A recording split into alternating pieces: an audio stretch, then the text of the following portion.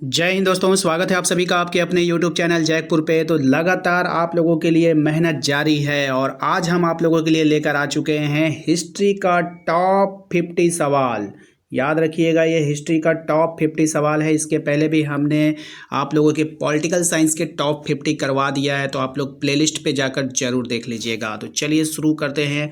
और आप लोग को क्या करना है, अपना अपना नंबर नोट करना है, मतलब कि कितने सवाल आप सही कर पा रहे हो हमें लास्ट में बताइएगा ज़रूर। 50 क्वेश्चन आप लोगों को करवाने जा रहे हैं, मोस्ट इंपॉर्टेंट सभी सवाल होंगे। तो वीडियो को अभी से लाइक करके चैनल को सब्सक्राइब कर लीजिए, घंटी वाले आइकन को जरूर प्रेस कर लीजिएगा। और ये वीडियो इंपॉर्टेंट होगा इंग्लिश मीडियम वाले छात्र छात्रों के लिए भी और हिंदी मीडियम वालों के लिए भी, क्योंकि इसमें दोनों तरह के क्वेश्चन आपको दिखेंगे। तो चलिए, यहाँ पे पहला सवाल आपके स्क्रीन पर आ चुका है कि हमें प्रथम होमिनिड्स का जो साक्ष्य मिलता है वो कब का है, ये बतानी है आपको। तो करेक्ट आंसर बताइए इसका क्या हो जाएगा। ऑप्शन आपके पास है, राइट आंसर हो जाएगा 5.6 मिलियन वर्ष, है ना। 5.6 मिलियन वर्ष एगो, ठीक है, याद रखिएगा इसका राइट आंसर। आइए क्वेश्चन नंबर 2 पे आते हैं। कह रहा है आपसे कि साक्ष्यों से ज्ञात होता है कि होमोनिड्स का उद्भव हुआ है एशिया में, यूरोप में, अफ्रीका में या फिर इनमें से कहीं नहीं। राइट आंसर हो जाएगा ऑप्शन नंबर सी, अफ्रीका में। Option C is correct answer. आइए अगले सवाल पे आते हैं। अगला सवाल है आपका, बताइए कौन से औजार बना सकते थे होमिनिड, बंदर, द वन मानुष या फिर होमिनियड। कौन बना सकता था औजार? तो होमिनिड जो थे वो औजार बना सकते थे। आइए अगले सवाल पे आते हैं। अगला सवाल है आपका कि on the origin of species नामक पुस्तक किसने लिखा था? बहुत ही इंपॉर्टेंट सवाल। इसको लिखा था चार्ल्स डार्विन ने। ऑप्शन नंबर ए इसका करेक्ट आंसर हो जाएगा। क्वेश्चन नंबर आते हैं 5 पे। कह रहे हैं मेसोपोटामिया की पहली ज्ञात भाषा क्या थी? मेसोपोटामिया की पहली ज्ञात भाषा बताइए आपको, अरामाइक, सुमेरियन, अकादी या फिर अशीरियन। तो राइट आंसर हो जाएगा आपका सुमेरियन। ऑप्शन नंबर बी इसका यहाँ पे करेक्ट आंसर हो जाएगा। आइए अगले सवाल पे आते हैं। अगला सवाल है आपका कि निम्नलिखित में से प्राचीनतम सभ्यता कौन सी है? तो सबसे प्राचीनतम सभ्यता आपको बतानी है, तो मेसोपोटामिया की जो सभ्यता है वो सबसे प्राचीनतम सभ्यता है। क्वेश्चन नंबर 7 का इंग्लिश मीडियम वाले देख लें। हम लोग आते हैं नीचे।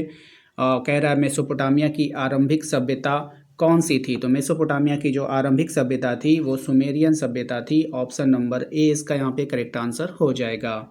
आइए अगले सवाल पे आते हैं। अगला सवाल है आपका कि मेसोपोटामिया की सभ्यता किस नदी के किनारे विकसित हुई थी? तो मेसोपोटामिया की जो सभ्यता विकसित हुई थी वो हुई थी दजला और फरात के किनारे। Option number D.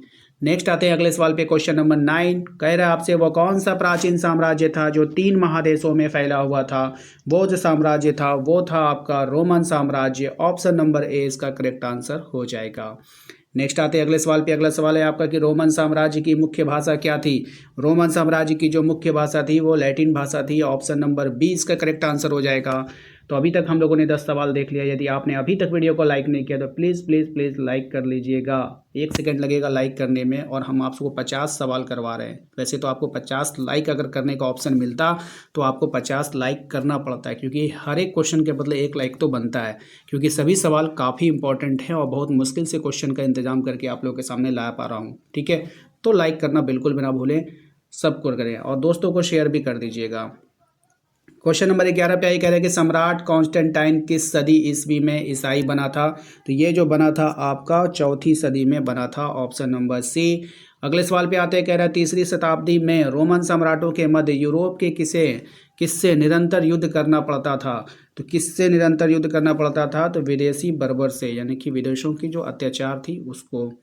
अशोक के अभिलेख में किस भाषा का प्रयोग हुआ था? अशोक के जो अभिलेख थे उनमें जो भाषा का प्रयोग किया गया था, अरामाइक भाषा का प्रयोग किया गया था। इस्लाम के उदय के बाद ईरानी मुसलमानों को क्या कहकर संबोधित किया जाता था? तो उनको जो संबोधित किया जाता था मवाली कहकर संबोधित किया जाता था। नेक्स्ट आते हैं हम लोग अगले सवाल पे। कह रहा है आपसे सबसे प्राचीन संपूर्ण कुरान कौन सी शताब्दी का है? राइट आंसर हो जाएगा 9वीं शताब्दी का। ऑप्शन नंबर सी।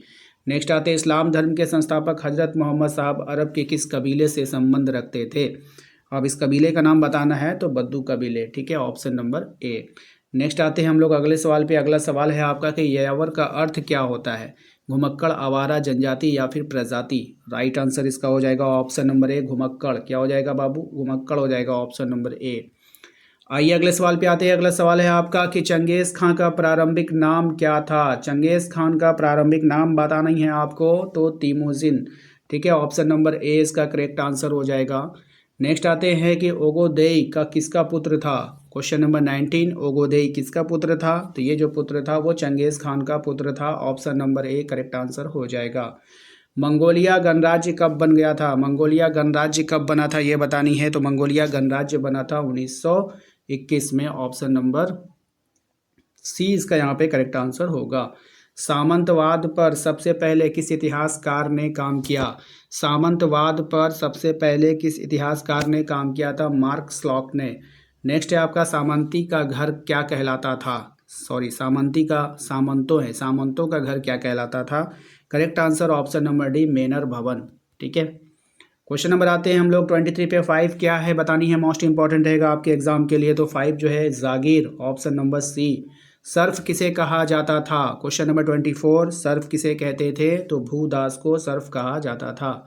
नेक्स्ट आते हैं अगले सवाल पे। अगला सवाल है आपका दी सिविलाइजेशन ऑफ द रेनेशो नामक, रेनेपो नहीं होगा रेनेसा होगा, नामक पुस्तक।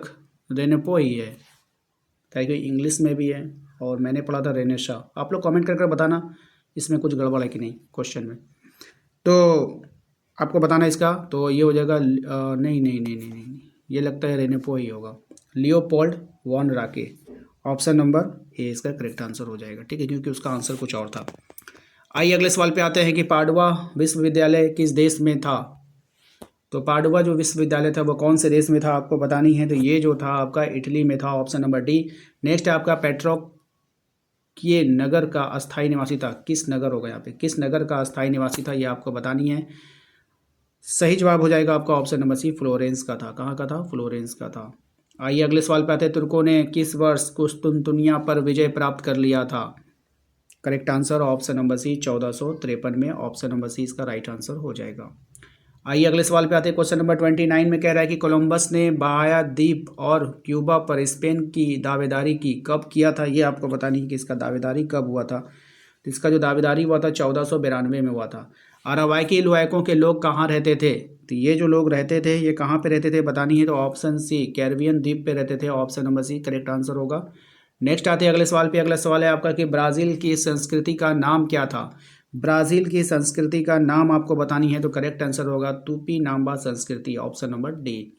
नेक्स्ट है आपका कुतुबनुमा का आविष्कार कब हुआ था। तो कुतुबनुमा का आविष्कार हुआ है 1380 में। ऑप्शन नंबर सी। नेक्स्ट आते हैं अगले सवाल पे। अगला सवाल है आपका औद्योगिक क्रांति शब्द का प्रयोग अंग्रेजी में किस विद्वान ने पहली बार किया।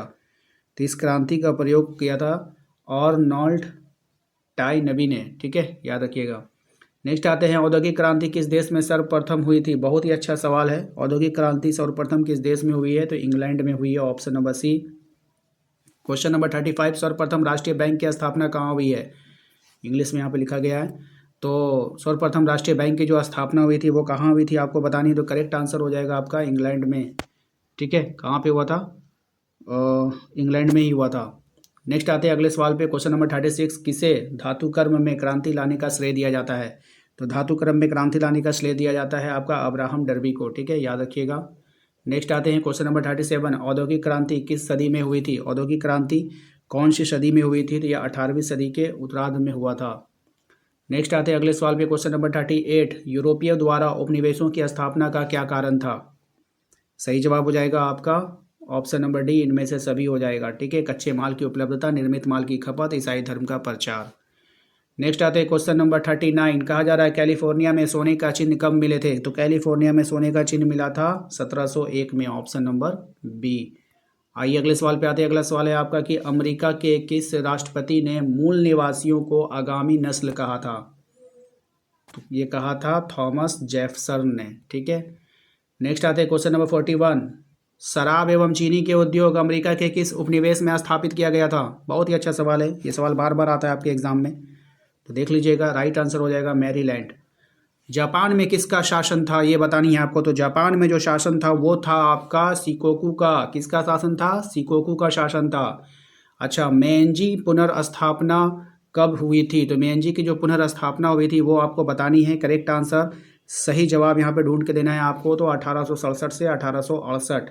नेक्स्ट है मंचू राजवंश चीन में कब स्थापित हुआ था? मोस्ट इंपॉर्टेंट सवाल ये हुआ था आपका 1644 ईस्वी में। नेक्स्ट आते हैं अगले सवाल पे। अगला सवाल है आपका कि बताइए जापान में पहली बार महिलाओं ने कब मतदान किया? जापान में पहली बार महिलाओं ने कब मतदान किया ये बताना है। तो right answer option number C 1946 में। नेक्स्ट है आपका उरनगर कहाँ में था? उरनगर आपको बतानी है ये कहाँ में था। तो ये जो उरनगर था वो दक्षिण मेसोपोटामिया में था। कहाँ में था? दक्षिण मेसोपोटामिया में था। आइए क्वेश्चन नंबर आते हैं 47 पे। 47 नंबर को ध्यान से देखिएगा, कह रहा है मेसोपोटामिया कहाँ है? तो मेसोपोटामिया जो है अभी आधुनिक इराक में है, ठीक है। मक्का कहाँ स्थित है? तो मक्का जो है ये अरब प्रायद्वीप में। ऑप्शन नंबर डी इसका करेक्ट आंसर होगा। नेक्स्ट क्वेश्चन पे आते हैं। अगला सवाल है आपका कि मंगोलिया कहाँ स्थित है? तो मंगोलिया जो स्थित होगा वो आपको बतानी है, वो हो जाएगा आपका ऑप्शन नंबर बी एशिया में। नेक्स्ट है लंकाशायर कहाँ स्थित है? मोस्ट इंपॉर्टेंट वीवीआई सवाल है ये, इसका आंसर तो आप लोग कमेंट में दोगे। लंकाशायर कहाँ पर है? श्रीलंका में, इंग्लैंड में, फ्रांस में या फिर जापान में? तो लंकाशायर कहाँ पर है बतानी है आपको कमेंट बॉक्स में। वीडियो को लाइक करके चैनल को सब्सक्राइब कर लीजिए, घंटी वाले आइकन को प्रेस कीजिए ताकि आने वाली हर एक वीडियो का नोटिफिकेशन आपके मोबाइल पे जाए। और आप अपने व्हाट्सएप ग्रुप को ज्वाइन करना चाहते हैं तो डिस्क्रिप्शन में मैंने लिंक डाल दिया, वहाँ से जाकर जरूर ज्वाइन कर लीजिएगा या फिर हमारे दिए गए नंबर पर संपर्क कर लीजिएगा। मिलते हैं नेक्स्ट अगले वीडियो में। Thank you.